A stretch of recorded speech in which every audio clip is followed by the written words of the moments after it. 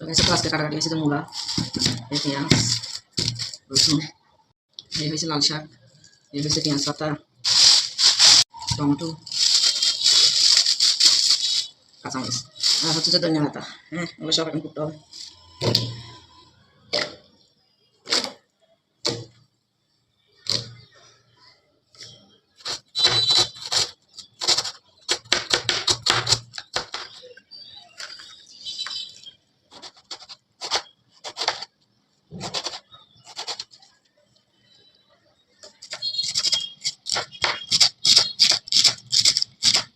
कैसे कर पेঁয়াজ পাতা আর এলি বচত বচত করে খাইতে অনেক কষ্ট, কিন্তু রাইতে এত কষ্ট না লাগে।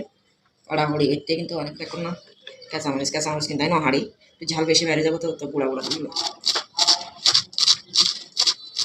এইগুলো তো ধনিয়া পাতা ব্যাগ কুড়িয়ে না, তারপর বাঁধিলে ছুরি দিতে যাই তারপরে করা যায় মতো দিয়ে করতে। হয়েছে রসুন শাকের জন্য।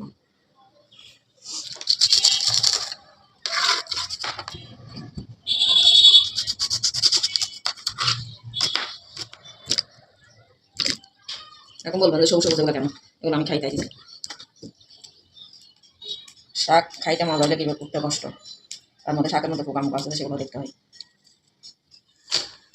লাল শাক কাটি ফেলছি দেখছেন, এরপর হচ্ছে যে মূলাও কাটি ফেলছি, এরপর হচ্ছে যে পেঁয়াজ টিয়াজ সেগুলো কাটি ফেলছি, এরপর হচ্ছে যে রসুন ধনিয়া পাতা মাছ টাছ মুরগি টুগি তা আছে।